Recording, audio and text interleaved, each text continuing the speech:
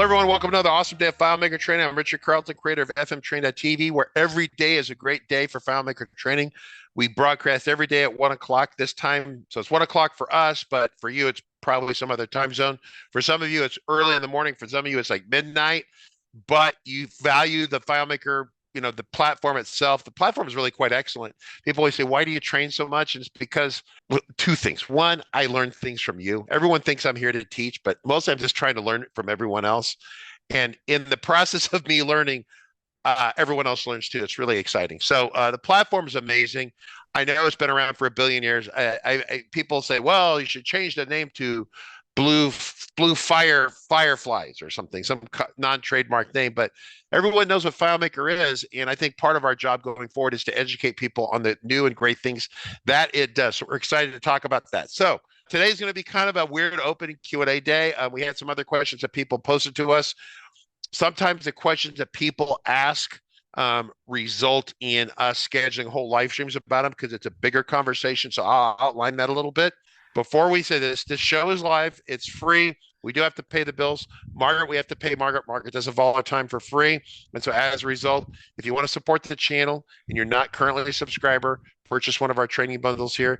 It helps us keep the lights on. We greatly appreciate it. Pivoting forward, Margaret, to our questions that we have for people. So how to auto refresh a window. Oh, okay, this is great. So I've run this. This is kind of a straightforward one, but this is great. So in the world of FileMaker by itself natively, there's an on window timer. The on window timer is like a little bomb countdown thing that's attached to a specific window.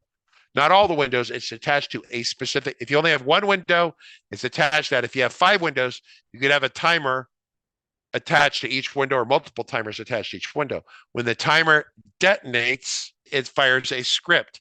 And this person was talking about, well, if it fires off, I don't want it to do something unsavory if the person's busy. Like if they're typing the award-winning, a reporter for CNN or Fox or whoever, they're writing some AP award-winning Pulitzer Prize reporting story.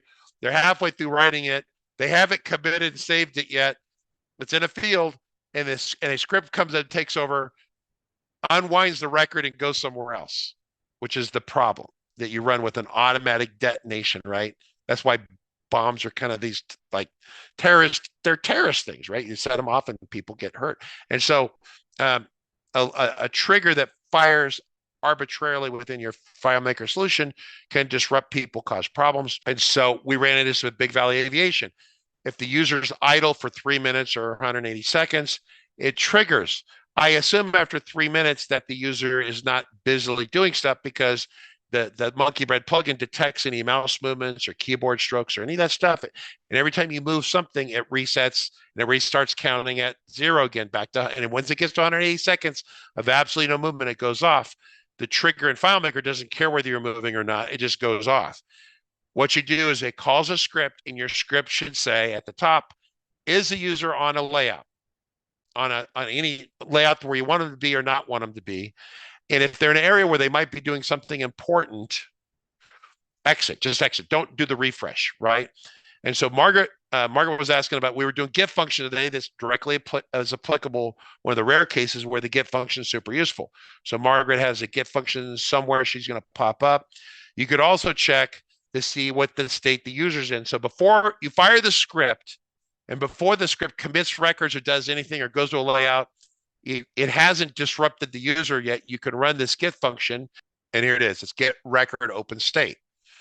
Now, this isn't perfect, but this will give you a good idea. So if you set get record open state, down below, if you want to highlight those, Margaret, maybe zoom in a little bit, hit Command plus a couple times so we can see this. So 0 means that the record, the user might be reading. So keep that in mind. Might be reading on screen. That's a 0. If it returns a 1, it's a brand new record. They hit commit, create new record, but it hasn't been saved to the server, so you probably don't want to disrupt them. If it's 2, right, they're in the process of modifying a record that hasn't been saved yet. And then number 3, which is kind of a funky one, which I'm not a big believer in deleting anyway with customer systems. They delete a record that hasn't been committed. I would have to explore what that means, because when you run a delete record command, essentially it should be committed. that maybe it's not committed, maybe it's in a transaction. I don't know. I'd have to play with that one to see what it does. But I generally not a big believer in letting users delete records. Anytime I delete a record, I script it and I either move it from one table to another, or I change its status so it disappears from the user. The user seems to think it's gone, but it's still in the system. So if they say, oh, shoot, I shouldn't have done that, they can call you and you can resuscitate it or something. But the idea is that if the person's editing the record, right, you would definitely, or they have a new record, you want to maybe not do that, whatever that trigger was. That, like for us, we commit the record and throw a message. But if they're really actively editing something, now in the case of Big Valley Aviation, I assume that they're done editing, they walked away because it's 3 minutes later and they haven't touched the mouse. So I'm going to say where they're at and just commit. And so I don't change the layout, but I say where they're at, I commit the record. And once again, this is something I still don't know why Claris hasn't done this, because we've asked for it, is the on trigger, on timer, on user idle timer. If the user's idle for so many seconds, fire the trigger. That's it. It's so much more valuable than an arbitrary bomb. The only place the arbitrary bomb is useful, it's where it's like you're taking a test, you want the timeout, right? Think about this. You have timing someone to do something, and if they don't do it in the time, you do. But for me, most of the time, I don't do so much that. I deal with people who walk away. For me, that's my thing. Larry says he's used OpenRecordState quite a bit. Yeah, it can be pretty handy dandy.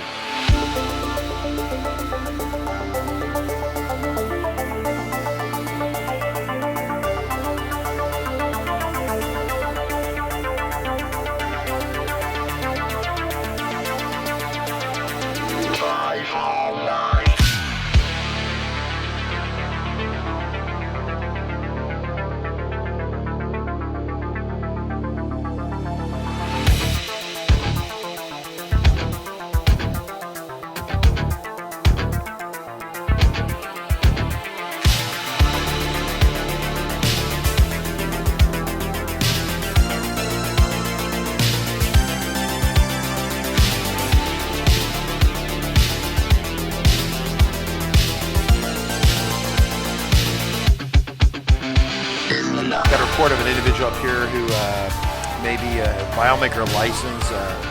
Well, it's potentially expired. Look at the back of that car right there. Looks like the FileMaker license has expired. Sir, I need you to step out of the vehicle.